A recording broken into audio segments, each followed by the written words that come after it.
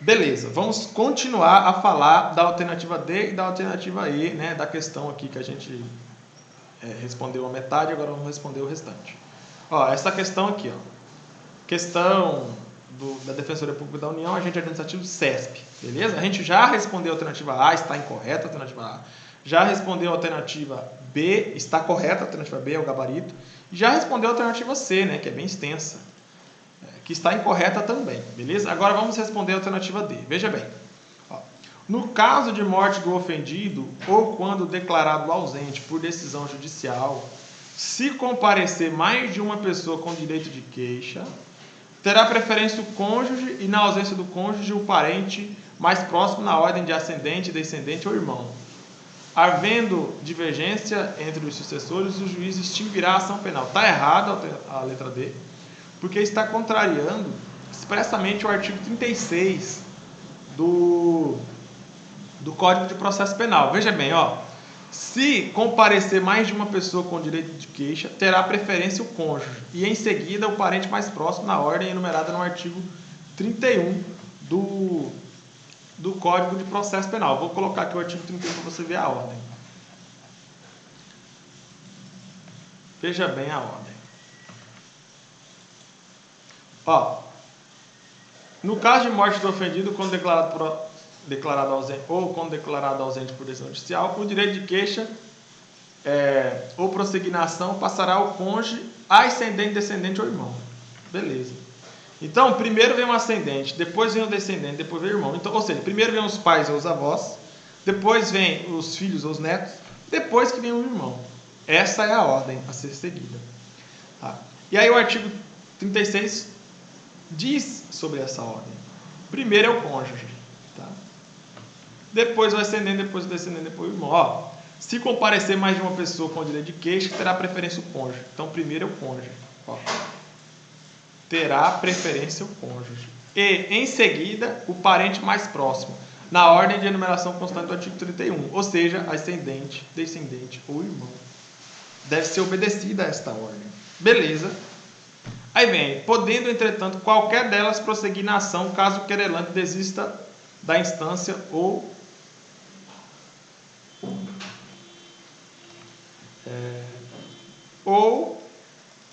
a abandone. Então, o artigo 36, você tem que entender o seguinte. Imagine que a vítima sofre um crime de ação penal privada, beleza. Aí a vítima morre. Tá aí tudo bem. Perceba que o cônjuge pode ingressar com a queixa, os ascendentes, os descendentes e o irmão. Imagine que apareça o cônjuge, os ascendentes, os descendentes e o irmão. Todos eles querendo entrar com a queixa. E aí, todos vão poder entrar com a queixa? Vai entrar com 4 queixas ao mesmo tempo? Não, não vai ser assim que vai funcionar. O cônjuge tem preferência. Se o cônjuge entrar com a queixa, os outros não podem entrar com a queixa. Simples assim. Se o cônjuge não quiser entrar com a queixa e os ascendentes quiserem, beleza, o ascendente vai entrar com a queixa. Se o cônjuge e o ascendente não quiser entrar e o descendente quiser, beleza, o ascendente vai entrar e o irmão não vai poder entrar. Agora, se o cônjuge não quiser, o ascendente não quiser, o descendente não quiser e o irmão quiser, pronto, aí o irmão vai poder. Beleza. Existe uma ordem de preferência. Primeiro o cônjuge, depois o ascendente, depois o descendente, depois o irmão. Até aí tudo bem, né? Até aí tranquilo.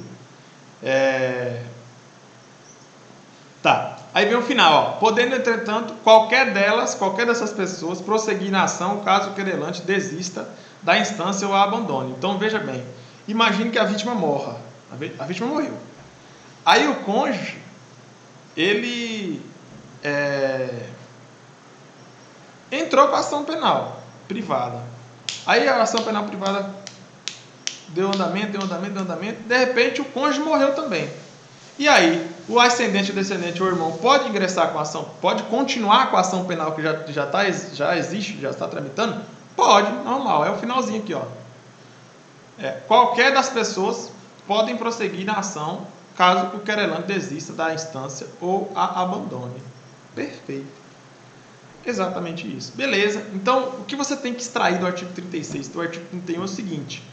O direito de queixa, ele, no caso de morte ou ausência da vítima, o direito de queixa poderá ser exercido preferencialmente pelo cônjuge, depois preferencialmente pelos ascendentes, né, pais, avós, etc. Depois, descendentes, filhos, netos, etc. E por fim, o último da lista de preferência é o irmão. Beleza? Ok? Então, o artigo 36 e o artigo 31 dizem exatamente o contrário do que diz a letra D. Tá? A letra D está dizendo, ó, no caso de morte do ofendido ou quando declarado ausente de decisão judicial, se comparecer mais de uma pessoa com direito de queixa, terá preferência o cônjuge e, na ausência, o parente mais próximo na ordem de ascendente, descendente ou irmão. Até que está tudo certo. Artigo 36 combinado com o artigo 31. 36 e 31 do CPP. Aí no finalzinho vem falando aqui, ó, havendo divergência entre os sucessores, o juiz extinguirá a ação penal. Errado. Porque se houver divergência entre os sucessores, vai prevalecer essa ordem, simples assim. Ok? Beleza? Não tem que extinguir a ação penal, não. Tranquilo? Beleza, então a alternativa D está incorreta. Vamos agora para a alternativa E. A recusa do perdão por um dos querelados não produz efeitos jurídicos aos demais querelados, que aceitarem ser perdoados, e impede de igual modo a extinção da punibilidade. Veja bem, essa questão cobre o artigo 51 do Código de Processo Penal e o artigo 107 do Código Penal. Veja bem o artigo... Essa questão está errada, essa alternativa está errada. Veja bem o artigo 51. O perdão concedido a um dos querelados aproveitará a todos os querelados, sem que produza, todavia, efeito em relação ao querelado que recusar o perdão. O que significa isso? O que é querelado? O que é querelante e o que é querelado? O querelante é a vítima que ingressa com a queixa. Por isso, queixa, querelado. Queixa querelante vem de queixa, beleza? Então, quando a vítima ingressa com a queixa, com a ação penal privada, ela está ingressando contra o infrator, contra quem praticou o crime. Beleza? Então, quem praticou o crime está sofrendo uma queixa, está sendo acusado pela vítima. Então, o infrator, o criminoso que praticou um crime, ele é o querelado, porque o querelante é a pessoa que ingressa com a queixa e o querelado é a pessoa contra a qual se ingressa com a queixa. Beleza? Ok, então vamos supor. João praticou um crime contra Maria, crime de ação penal privada. Maria vai ingressar com a ação penal privada contra João, vai ingressar com a queixa contra João. Maria é querelante, João é o querelado. Simples assim. Por que querelante e querelado? Porque querelante e querelado vem de queixa, direito de queixa. Beleza? Ok. E aí é o seguinte, imagine o seguinte. Maria, vamos supor que João e Pedro e Martins causaram um crime contra Maria, um crime de ação penal privada. Beleza? Ok. Aí Maria ingressou com a queixa contra João, Pedro e Martins, contra os três envolvidos, João, Pedro e Martins. Ingressou com a queixa. Durante o trâmite do processo penal, Maria perdoou Martins. Beleza. Se ela perdoar Martins,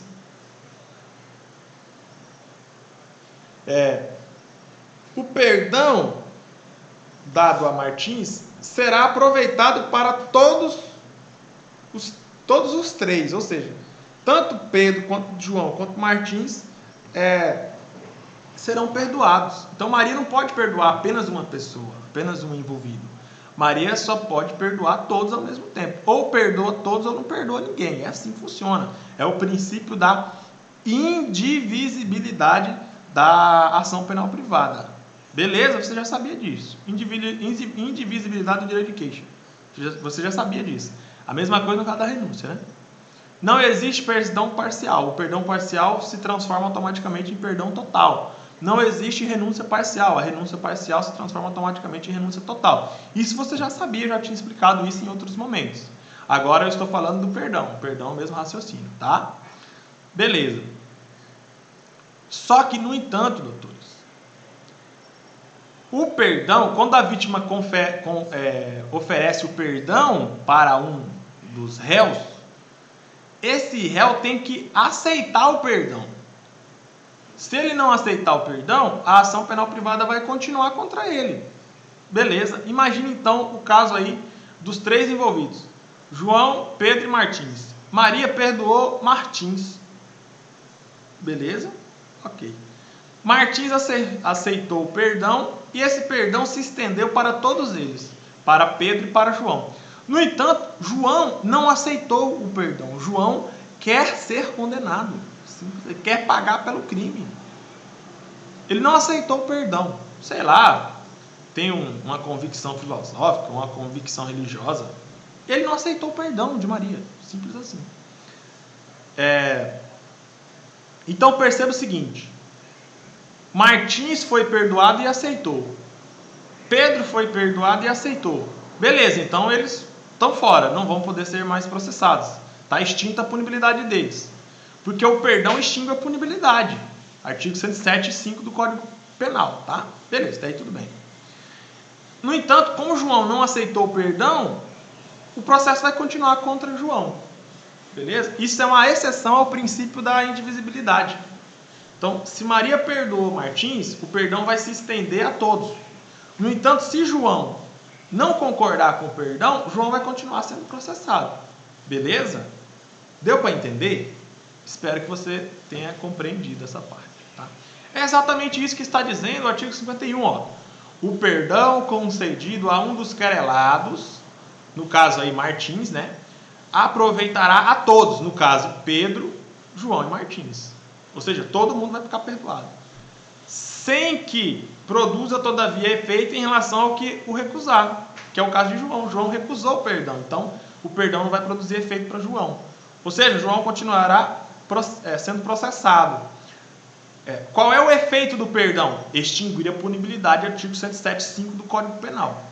Então, vai ser extinta a punibilidade de Martins, vai ser extinta a punibilidade de Pedro, mas não vai ser extinta a punibilidade de João, porque a lei está falando aqui, ó, sem que produza efeito em relação à pessoa que recusar o perdão.